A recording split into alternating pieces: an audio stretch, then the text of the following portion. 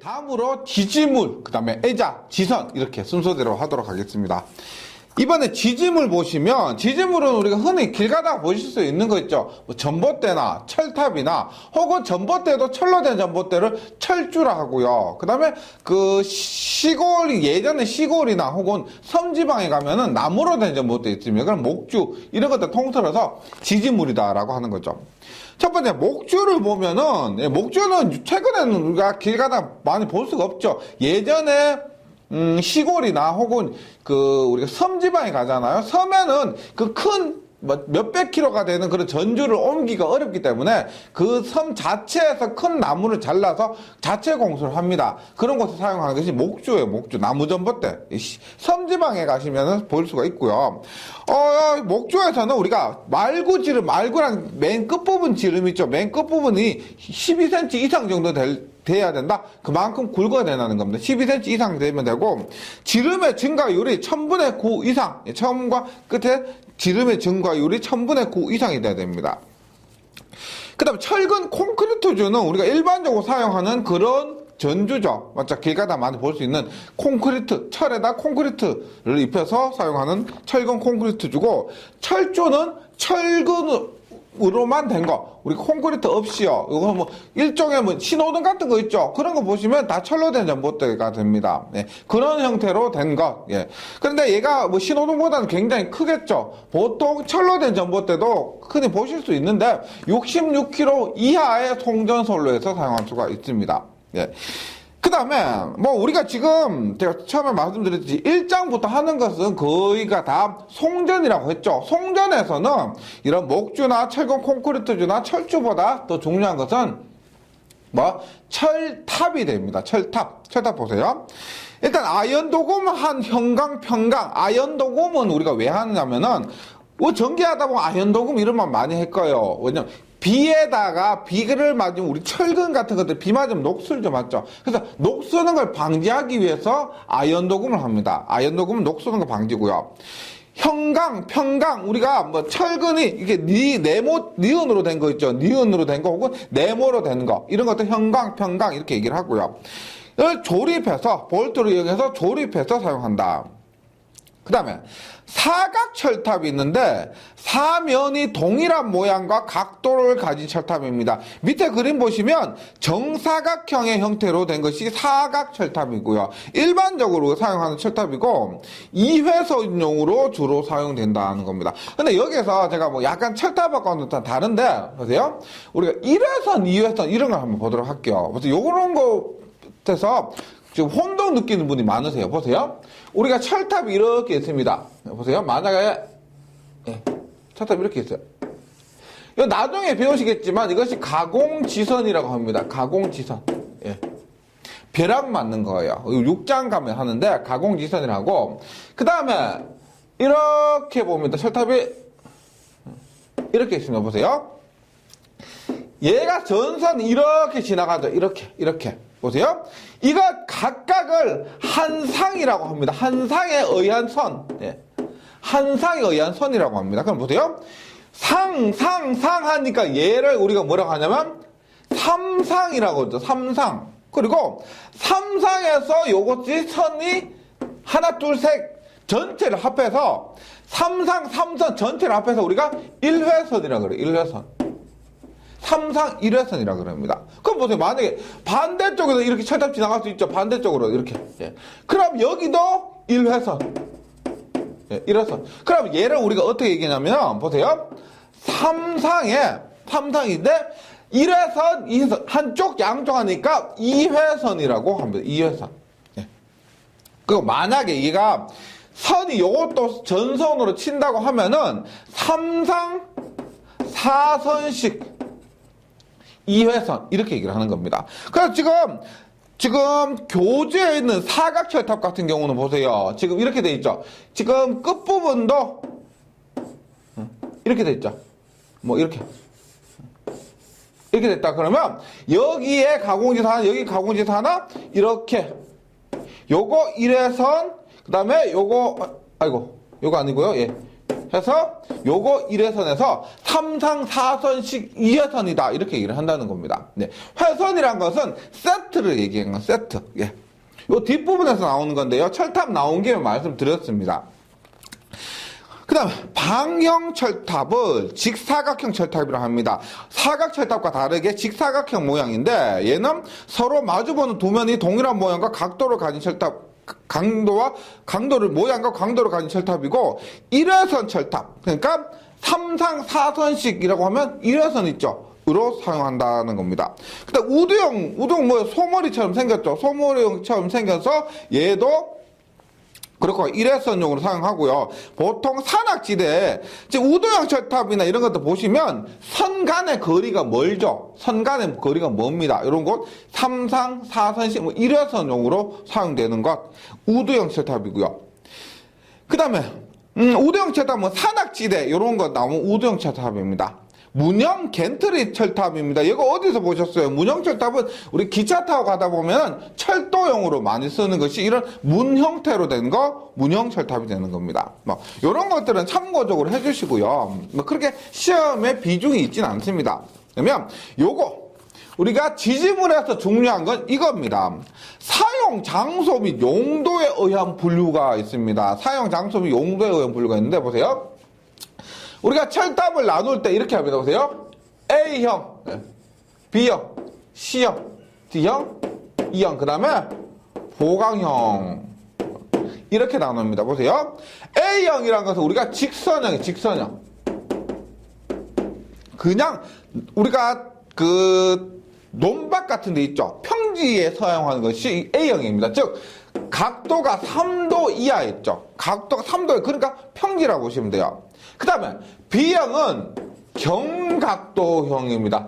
3도에서 한 20도 정도 되는 거예요. 3도에서 20도 정도 되는 것을 경각도형이라고 합니다. 그 다음에 C형을 우리가 중각도형이라고 해요. 중각도. 얘는 20도 이상 되는 거. 20도 이상 되는 거. 요거 중각도형이라고 그래요. 요거 꼭 기억해 주셔야 돼요. 그 다음 D형을 우리가 인류형이라 그래요. 인류형. 인류형이라는 것은 전선이 들어오는 거죠. 전선이 들어온다, 전류가 흐른다, 인류라고 하는 겁니다. 인류형. 그다음 인류형은 D형이라고 하는데요. 전선이 들어온다, 끝나는 부분, 전선로가 끝나는 부분에 채용하고, 표평각도 60도 되는 것까지 채용될 경우가 있습니다. 네, 그 다음에 억류지지철탑이라고 해서 억류지비라는 것은 우리가 전선을 끌어당겨서 고정하는 거 있죠. 전선을 끌어당겨서 고정하는 그런 것은 억류지지철탑이다라고 합니다. 그 다음에 애자련은 지금 각도형도 그렇고요. 일련도 그렇고 내장형도 그렇고 전부 내장형 씁니다. 애자련을 내장형 씁니다. 내장형. 그냥 튼튼한 거라 보시면 되겠습니다. 그 다음에 시험이 잘 나오는 것이 E형인데 이것이 내장형이에요. 내장형. 시험에 단골로 나오는 것이 내장형인데 보세요. 양전선로 경관차가 큰 부분에 채용한다. 이런 거예요. 우리가 보세요. 예를 들어서 이렇게요. 철탑 이렇게 있어요. 철탑 이렇게 있는데 한쪽은 이렇게 돼 있어요. 이쪽에 돼 있고요. 한쪽은 이만큼 되어 있다는 겁니다. 그러면 얘는 이렇게 있는데 얘는 이렇게 보세요. 이쪽의 장력이 T1보다 T2가 굉장히 크겠죠. 맞죠? 경관이 크면은 우리가 이도는 저번 시간에 했지만 경관의 제곱이 필요합니다. 경관의 제곱이 필요해요. 하여튼 T2가 굉장히 크다는 거예요. 그러면 우리가 이런 경관의 차가 다르면 장력이 다르고 이것을 어떻게 굉장히 큰 것으로 설치를 해야 된다는 겁니다. 내장형을 보강형은 따로 있지만은 이러한 경관의 차가 큰 때 보강해준 의미로서 사용된다는 겁니다. 그래서 양쪽에 경관의 차가 큰 부분에 사용되고요. 그 다음에 직선철탑이 연속되는 경우, 이 직선철탑이 연속되는 경우 10기 이하마다 한 개의 내장 애자 장치 사용해서 전선으로 보강한다. 이런 내장 장치를 사용한다는 겁니다. 10기 이하마다. 요거 설배에서도 잘 나와요. 직선형 10기 이하마다 내장. 그 다음에 보강형 보세요. 전선로 직선 부분을 보강할 경우 얘는 A, B, C, D, E형 이런 거 없고요. 그냥 보강형이다. 이렇게 기억해 주시면 되겠습니다. 보강형은 전선의 직선 부분을 보강할 경우에 사용된다. 그냥 보강입니다. 그 다음에 지지물의 기초 강도 있습니다. 지지물의 기초 강도, 이런 철근 콘크리트주나 이런 철탑이나 기초 강도가 있는데, 일단 가공전선 지지물의 기초 강도는 안전율 2 이상입니다. 안전율이 뭐라고 해서 여유율이라고 그랬죠. 얼마 설계된 값이 이 정도면 여유를 생각해서 2배로 설계를 해야 된다, 이 말입니다. 그 다음 지지물의 전장이 15m 이하인 경우 땅에 묻히는 깊이를 전장의 6분의 1 이상으로 한 것. 이 부분에 있어서는요, 전력공학보다는 더 자세하게 전기설비 기술기준비 판단 기준에서 하게 됩니다. 그때를 참고를 해주시고요. 그때 열심히 공부를 해주시고, 지금 여기에서는 대략적인 수치, 안전율이나 15m 이하인 경우 6분의 1 이상이다. 요 정도만 기억하고 넘어가 주시기 바랍니다. 그 다음에, 애자가 있습니다. 애자는 뭐냐면, 보세요. 일단, 애자의 설치 목적이 있는데, 전선과 대지 간의 지지물 간의 지지 간의 절연이나 혹은 전선을 지지물에 고정하는 목적이 있습니다. 제가 애자를 얘기할 때 애자를 잠시 이렇게 했는데, 애자 보세요. 우리가 이런 완금이 있고요. 철근 콘크리트가 있습니다. 이렇게 했을 때 길 가다가 한번 보세요. 우리가 앞으로는 길 가다가 보이는 전봇대, 전선 이런 것들 전부 전기 공부해요. 유심히 한번 보세요. 우리가 이런 것들이 있습니다. 그리고 여기에 전선 이렇게 해서요. 여기 이렇게 바인드 선으로 막 묶어놨어요. 이렇게 묶어놨어요. 이렇게 했고 까만색 바인드 선으로 묶어놨을 겁니다. 우리가 요 까만색으로 된 거 있죠? 요것을 우리가 애자라 그래. 애자. 그죠? 요것을 우리 LP 애자 그래. LP 애자는 라인 포스트 애자라고 합니다. 라인 포스트 애자 해서 LP 애자입니다. 근데 얘 보시면 목적이 뭘까요? 일단은 전선의 지지물에 고정하는 목적이 하나 있겠죠. 이 전선의 지지물을 어떻게 고정해요? 애자에 고정한다는 겁니다. 애자에 튼튼하게 기계적으로 고정한다. 그 다음에 보세요. 우리가 낮아서 아니겠지만 실제로 얘가 애자가 절연이 안 돼 있다고 하면은 이렇게 해서 땅으로 흘러버릴 거죠. 맞아. 전기가. 만약에 사람이 있죠. 그냥 여기 전봇대 푹 이렇게 집었다 이렇게 절연이 안 돼 있으면은 감전이 돼버린다는 겁니다. 그래서 고정과 절연, 이 두 가지 목적이 가장 크다는 겁니다. 다시 전선과 대지간이 이 지지물입니다. 지지물과는 이 애자가 전기가 흐르지 않도록 절연을 해줘야 된다. 그 다음에 지지물을 고정을 시켜줘야 된다. 이거 완금입니다. 완금에 애자를 달고 애자에 전선을 다는 거죠. 그래서 고정을 시켜준다는 겁니다. 그러면 애자의 구비 조건, 굉장히 중요하죠. 애자의 구비 조건, 충분한 절연 내력을 가질 것입니다. 우리가 절연 내력이 단위가 뭐냐? 절연 내력 단위가 볼트 퍼 미터입니다. 그래서 전기 자기약에 가면은 전기의 세기란 게 있어요. 전기의 세기가 볼트 퍼 미터인데 절연 내력도 똑같습니다. 즉 1m당 몇 볼트까지는 전기가 흐르지 않도록 한다는 겁니다. 전기를 하잖아요. 그러면 전기를 하면 무조건 절연 내력은 커져야 좋습니다. 절연이라는 것 자체가 뭐예요? 절연한다. 전기가 흐르지 않도록 한다는 겁니다. 거기에 전기가 흐르지 않도록 하는 견뎌야 되는 힘을 얘기해요. 그래서 절연 내력이라는 것은 무조건 크면 좋다고요. 그 다음에 애자는 전기가 흐르지 않아야 되기 때문에 더더욱 크면 좋다는 겁니다. 그 다음에 충분한 절연 저항을 가질 거. 무슨 말이에요? 절연 저항. 전기가 흐르지 않도록 하는 저항입니다. 저항이 크면은 전류가 작죠. 즉 똑같은 말이에요. 이것의 저항 R이 크니까 이렇게 전류 I가 흐르지 않는다는 겁니다. 전류가 흐르지 않는다. 그 말이고요. 충분한 기계적 강도를 가질 것. 우리가 예를 들어서 이렇게 애자에 누설 전류가 흐를 수가 있는데 크랙이라 그러죠. 깨지고 이런 것들이 발생하면 안 된다는 겁니다. 누설 전류가 적을 거. 우리 누설 전류라는 거는 다른 과목에서 많이 나오지만 한마디로 얘기하면 이런 거. 불필요한 전류예요. 쓸데없이 흐르는 전류, 뭐 손실이라고 볼 수 있는데 생기면 안 되는데 생겨버리는 전류, 이런 것을 누설 전류라고 보시면 돼요. 당연히 누설 전류가 적을 거, 이렇게 흐르는 전류가 적을 것입니다. 왜? 절연저항이 크면 전류가 적죠. 똑같은 맥락이고요. 그럼 온도 변화 잘 견뎌야 되겠죠. 맞죠? 여름이나 겨울이나 항상 밖에서 전봇대 위에 꿋꿋이 서 있기 때문에 온도 변화 잘 견디고, 습기, 우리가 물하고 습기, 전기하고 물은 있죠. 전기하고 물, 전기하고 습기는 완전 쌍극입니다. 완전 안 친하죠. 맞죠? 그래서 만약에 물을 잘 흡수했다 그러면 전기가 잘 통하기 때문에 안 된다는 겁니다. 그 다음 가격이 싸고 다루기 쉬울 거. 맞죠? 예, 이런 건 어렵지 않고요. 애자의 종류가 있는데 보세요. 제가 여기 뭐 LP애자라고 했습니다. 애자, LP애자라고 했는데 지금 우리가 하는 것은 뭐예요? 송전을 하고 있죠. 송전. 송전은 거의가 뭐 현수애자에 대해서 공부를 하고요. 현수애자에 대해서 취급을 한다는 겁니다. 현수애자는 있죠. 이렇게 생겼어요. 보세요. 우리가 예. 뭐 이렇게 생겼어요. 이렇게 생겼는데 여기에 보세요.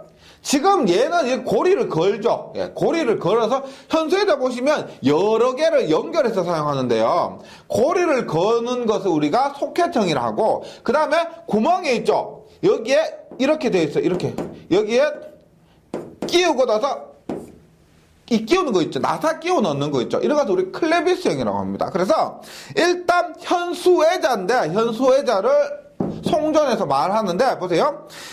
전선을 아래로 늘리거나 잡아당겨 지지하는 것으로서 연결 근고에 따라서 클레비스형과 소켓형이 있다. 요거는 기억을 해주시기 바랍니다. 요거 요 부분 모양에 따라 클레비스 그러니까 소켓은 이렇게 거는 거고요. 거는 거고, 클레비스형은 넣고 끼우는 거예요. 요것이 클레비스형입니다.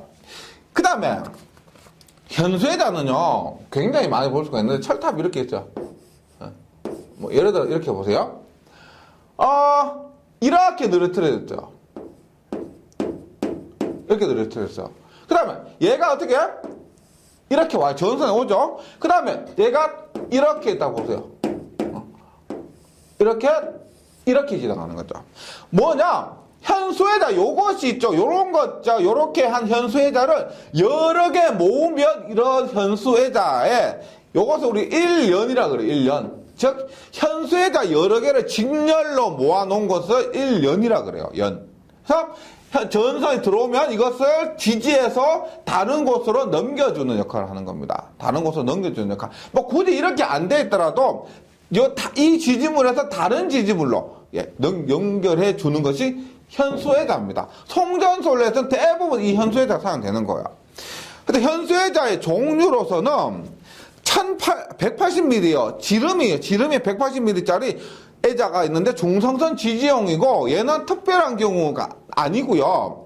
일반적인 경우가 아니고 중성선 지지용으로 사용되고, 우리가 전력용으로 사용되는 것은 뭐냐? 250mm짜리예요. 250mm. 이게 250 몇 mm입니다. 252mm인가 258mm인가 그래요. 그래서 250mm짜리 현수애자라 하고, 이것을 보통 전압선 지지용 이렇게 얘기를 할 수가 있습니다. 전압선 지지용으로 우리는 250mm짜리, 지름이 250mm짜리 현수애자를 쓴다. 기억을 해주시기 바랍니다. 그 다음 전압별 애자련의 개수인데 요것이 애자련이라고 했죠. 전압별로 몇 개가 달려있냐는 겁니다. 그럼 우리가 일단은 길 가다가 보시면은 송전탑이 있죠. 송전탑이 있는데 이게 몇 볼트짜리인지 궁금하죠. 우리가 그 공칭 전압이 얼마가 있어요? 3.3kV가 있고요. 6.6kV가 있는데 얘들은 최근에 사용이 잘 안 되죠. 공장의 내부에서 동력용 모터 돌릴 때 얘들이 사용되는 겁니다. 그 다음에 요거 빼고요. 우리가 사용하는 22.9kV, 그 다음에 66kV, 그 다음에 154kV, 345kV 뭐 이렇게 되는데 이 765kg까지 있고요. 765kg까지는 시험에는 크게 잘 안 나와요. 왜냐면 이게 설비가 많이 없기 때문에. 근데 공칭전압 우리 사용하는 거 765kg까지 이렇게 있습니다. 있는데 요건 반드시 기억하셔야 돼요. 기본이 상식이에요. 이 앞에 있는 게 110V, 220V, 380V 이렇게 있고요. 이렇게 있을 때 길 가다 저도 그런 거죠. 버릇처럼 만약에 고속 지나간다고 철탑 있다 그러면 에다 계속 세려봐요. 와, 몇 개, 몇 개다. 이걸 가지고 몇 벌 뜬지를 우리가 알 수가 있다는 겁니다. 특별하게 에다 모양 같은 경우는 전문가가 아니면 잘 모르잖아, 맞죠? 그러니까 에다, 현수 에다의 개수 가지고 전압의 크기를 알 수가 있다는 겁니다. 이거 보세요. 우리가 22kg나 22.9kg가 있어요. 22kg, 22.9kg. 보통 22.9kg죠? 2개에서 3개입니다. 66kg. 우리는 이 66kg도 최근에는 자주 사용 안 돼요. 안 되는데, 66kg는 4개에서 5개입니다. 근데 그냥 20에서 66kg 2~3배 되죠. 그래서 이것도 4개에서 5개고, 154kg 많아요. 154kg 굉장히 많은데, 9개에서 11개고요. 3, 4, 5kg가 얼마냐? 19개에서 22개, 19개에서 22개, 이 정도 사용한다는 겁니다. 765kg면 40개가 넘겠고요. 네. 요렇게 된다. 근데 우리가, 이게 보세요. 2개에서 3개, 9개에서 11개, 이렇게 하니까 정확한 수치가 아니고요. 여기에서 한두 개 정도는 차이가 있을 수도 있습니다. 네. 어떤 곳에서 만약에 154kg가 9개에서 11개가 아니고 8개에서 10개다, 이렇게 나올 수도 있으니까요. 요 정도는 객관식으로서 참고해 주시면 되겠고요. 그 다음, 피내자가 있습니다. 피내자는 우리가 모양이, 이렇게 생겼어요. 혹시 보시는 건 모르겠는데, 이렇게 생겼죠. 핀 모양. 그래서 완금을 이렇게 설치하고, 이렇게. 핀 꼽아서 설치하는 건데, 피내자는 66kg 이하 선로에 사용하고요.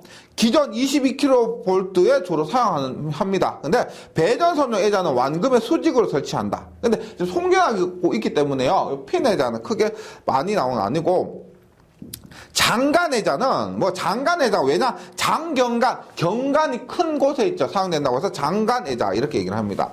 그래서 해안 지역에서 염진해 및 대책 및 코로나 방지. 이 코로나 굉장히 많이 나오는데, 코로나는 우리 2장에서 자세히 하도록 합니다. 코로나 방지 위해서 장간애자. 예, 그래서 장경간이나 해안 지방에서 염진해 대책 및 코로나 방지.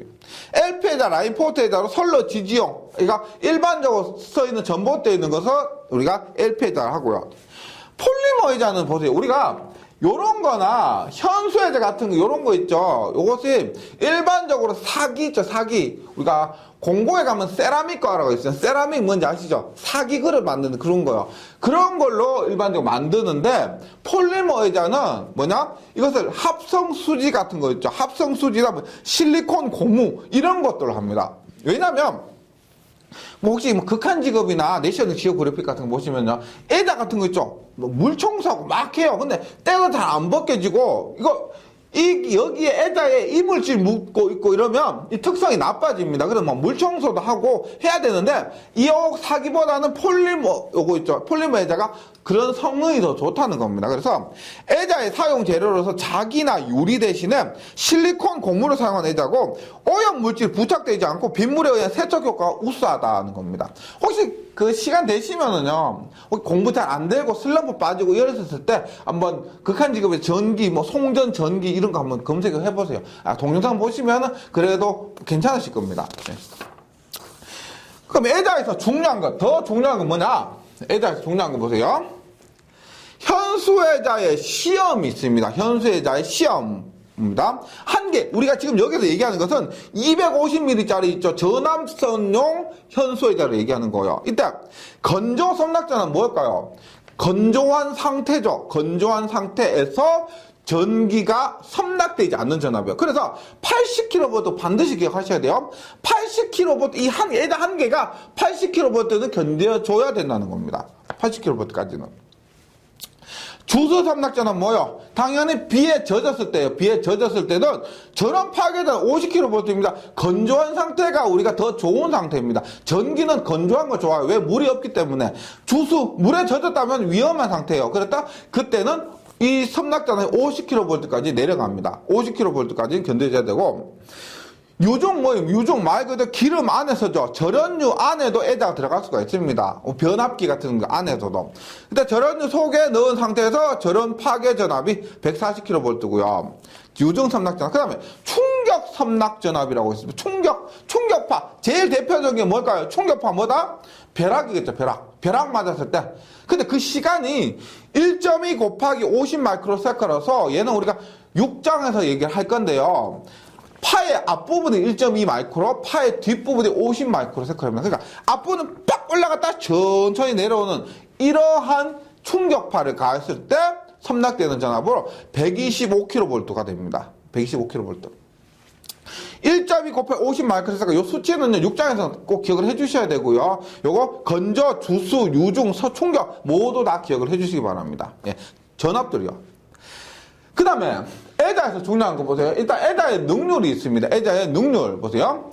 능률이란 것은 한 개 섬낙전압 곱하기 개수분의 전체 섬낙전압이 됩니다.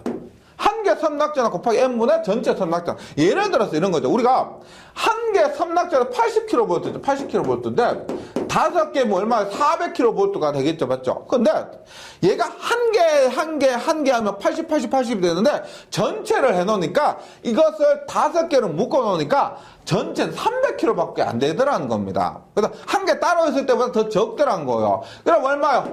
400분의 300 하니까 0.75가 되는 거죠. 그럼 능률 어렵지 않습니다. 공식이 보세요. 애자의 개수 곱하기 애자의 개수 n개 곱하기 애자 한 개의 섬낙전압분의 전체 애자련 전체 섬낙전압을 얘기한다. 정말 어렵지 않고요. 네, 이렇게 하시면 되고, 그 다음에 전압 분담이 있습니다. 전압 분담. 보세요. 우리가 이렇게 했어요. 여기에 애자가 이렇게 했어요. 애자가 이렇게 달려있어요. 만에 5개. 이거 여기에 전선이 이렇게 가요. 전선이 이렇게 갑니다. 교재 있는 거 이거요. 그랬을 때 우리가 이상적으로 보세요. 만약에 여기가 100kV의 전압이다라고 하면은 애자 하나당 우리가 건조 섬낙전압 80kV지만 한 개당 얼마? 20kV씩을 분담하면 딱 이상적이고 좋겠죠. 맞죠? 그런데 실제로는 있죠. 이 애자를 우리가 전기적으로 나타나잖아요. 지금 전압 분담 자체가 전기적으로 나타낸 겁니다. 이렇게 나타냈을 경우에 그 분담이 골고루 하지 않다는 겁니다. 왜냐하면 이것들 내부적으로 전부 다 콘덴서로 나타낼 수가 있는데 그 콘덴서 내부 구조가 복잡해요. 이 구조가 복잡합니다. 그래서 그 과정은 생략하고, 그래서 보세요. 지금 교재에 있는 거지만 제일 가까운데 얘가 한 27kg 정도를 부담한다는 겁니다. 얘가. 그 다음에 보시면 21, 19 보시면 19, 16, 17 쭉. 야, 보니까 생각했던 것과 다르게 끝에서 두 번째 애자 있죠. 끝에서 두 번째, 즉 철탑에서 네 번째 있죠. 요것이 가장 전압 분담이 작더라는 겁니다. 가장 큰 것은 예상했던 것처럼 가장 가까운데 얘가 가장 가까운 데가 예상처럼 가장 많은데 예상과 달리 가장 작은 거는 이게 아니고 요것이 들어가는 겁니다. 이것이 전기적으로 콘덴서 등과 회로를 그려보면 이렇게 계산이 된다는 거예요. 그래서 전선과 애자와 지지물과 정전 용량은 정전 용량 C가 돼요. 그것은 애자의 그 위치에 따라 각각 다르게 나타나므로 전압 분담도 달라지게 되는 겁니다. 이때 전압 분담 가장 큰 애자는 당연히 전선에서 가장 가까운 애자고, 전압 분담이 가장 작은 애자는 전선에서 지지물 쪽으로 3분의 2 지점이요. 지지물 쪽으로 3분의 2 지점. 여기서 3분의 2. 전선에서 3분의 2. 그러니까 지금 오른 애자에서는 끝에서 두 번째라 보시면 되겠습니다. 그래서 오른 애자는 철탑에서 두 번째. 오른 애자는 철탑에서 두 번째. 만약에 10년 애자다 그러면은 철탑에서 세 번째가 된다는 겁니다. 3분의 2 지점. 요거 기억을 해주시고요. 그 다음에 애자련 보호가 있습니다. 애자련을 보호한다는 거예요. 얘는 뭐냐면 우리가 애자가 이렇게 있죠.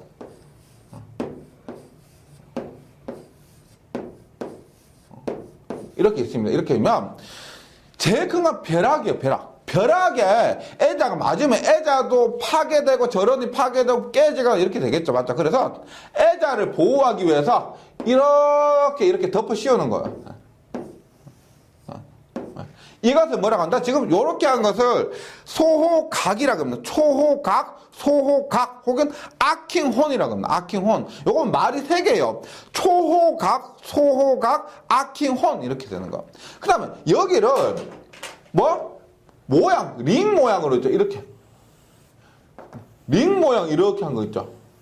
링 모양으로 이렇게 한 것을 우리가 소호환, 아킹링이라고 그럽니다. 아킹링, 링, 반지 있죠. 반지 링, 그거요. 그래서 요것을 그냥 일단 그냥 덮어 씌우기만 한 것을 각, 이렇게 얘기를 하고, 소호각, 이렇게 얘기하고요. 그 다음에 이거 링으로 한 것을 소호환, 이렇게 얘기한다는 겁니다. 이것은 목적은 애자련의 전압분동도 균등할 수가 있고, 그 다음에 전선의 이상현상으로 인한 열적 파괴 방지, 이상현상이라면 대표적으로 벼락 같은 이런 것들 있죠. 그런 것들로부터 애자련을 보호해서 열적 파괴를 방지하는 그런 목적이 있다는 겁니다.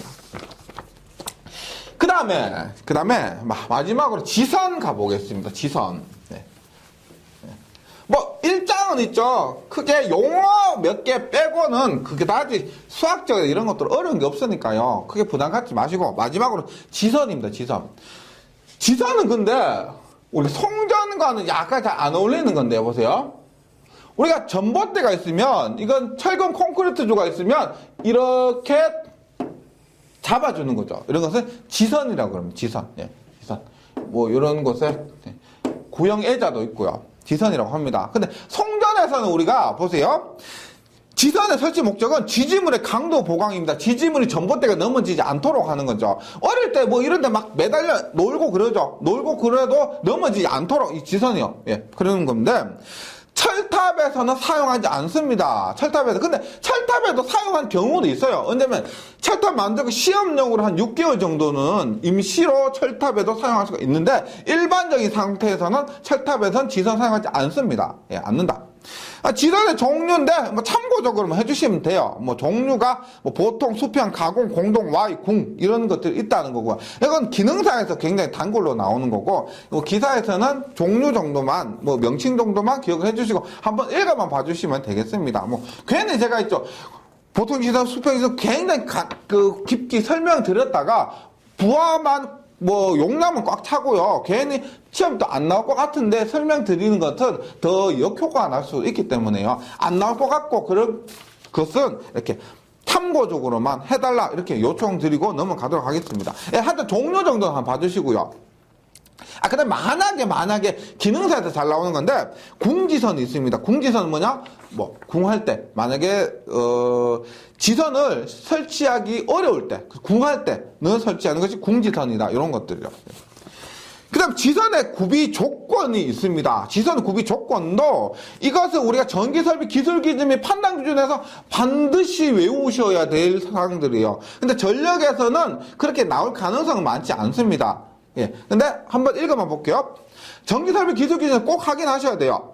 안전율이 2.5다. 안전율이란 것은 여유율이라 그랬죠. 여유율이 2.5고 목주나 A종은 1.5입니다. 목주나 A종. 우리가 A종이 있고 B종이 있는데 A종은 조금 기성품이에요. 그 크기 좀 작은 거. 그거 B종은 좀 주문 제작한 거라 보시면 돼요. 큰 거. 그래서 목주나 A종 작은 것도 있죠. 목주도 작고 A종도 작은데 그런 곳에는 안전율 1.5로 해도 된다는 겁니다. 그 다음 지선은 우리가 요거 지선 잘 보시면 강선을 있죠. 아연도구만 강선. 앞에서 말씀드렸죠. 비 오면 녹슬지 않도록 아연도구만 하는데 그런 강선을 몇 가닥 꽈서 만들죠. 맞죠? 그래서 지름 2.6이고요. 금속을 3조 이상 꽈서 시설할 것이고 그때 인정하중은 지선의 인정하중은 최저 440kg 이상이고 지중 부분 및 지표상 30cm까지 부분은 아연도금 철봉을 사용한다. 지중이나 땅 속도 비가 스며드니까 그 다음에 땅에서 30cm까지는 우리가 흙탕물에 의해서 또 비 젖을 수 있고 하니까 아연도금 철봉을 쓴다는 겁니다.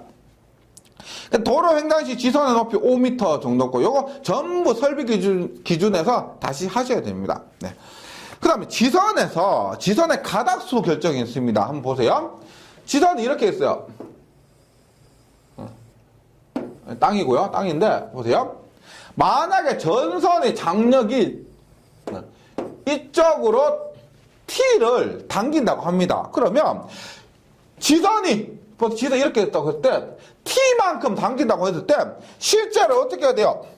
지선이 이 전봇대가 넘어지지 않도록 하기 위해서는 이쪽으로 P만큼 당겨야 되겠죠. 즉 T는 P만큼 이쪽으로 반대 방향으로 당겨야만 이 전봇대가 넘어지지 않을 겁니다. 맞죠? 이만큼 전선이 당길 때 P가 반대만 당겨야 돼요. 근데 지선을 우리가 이렇게 반대 방향으로 수평으로 당길 수는 없잖아요. 그래서 실제로는 우리가 이렇게 못 당기고 어떻게?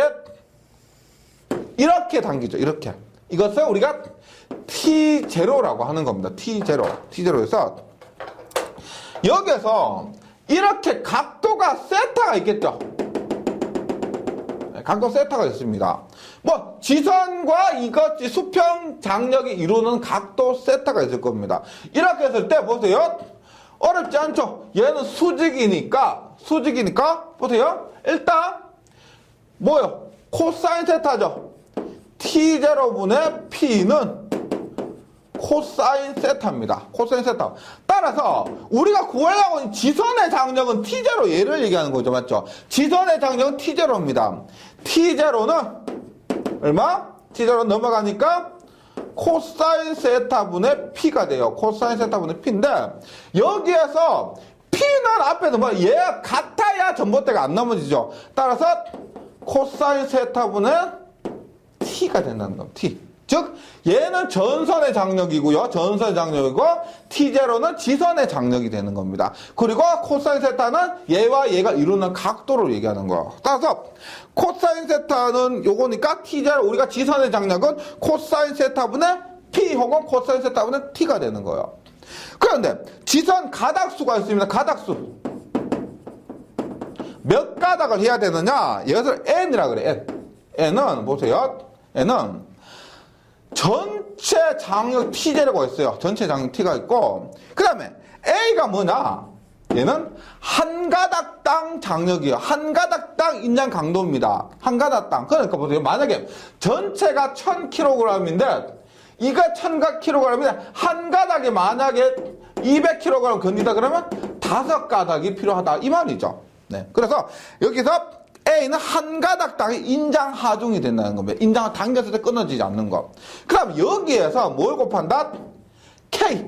안전율입니다. 안전율인데 우리가 뭐 지선에서 얼마 그래서 안전율 보통 2.5 이상이라 그랬죠. 만약 이렇게 나왔다고 그러면 안전율은 2.5를 곱하는 겁니다. 그리고 만약 이렇게 보세요.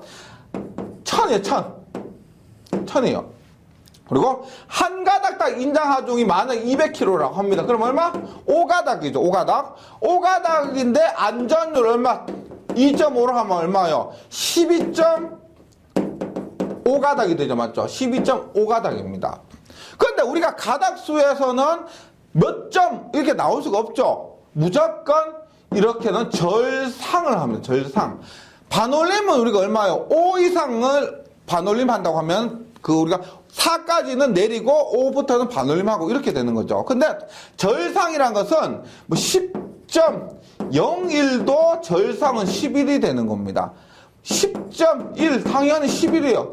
10.5도 당연히 11이에요. 근데 절상이란 것은 소수점 이하를 무조건 올려주는 것을 절상이라 그래요.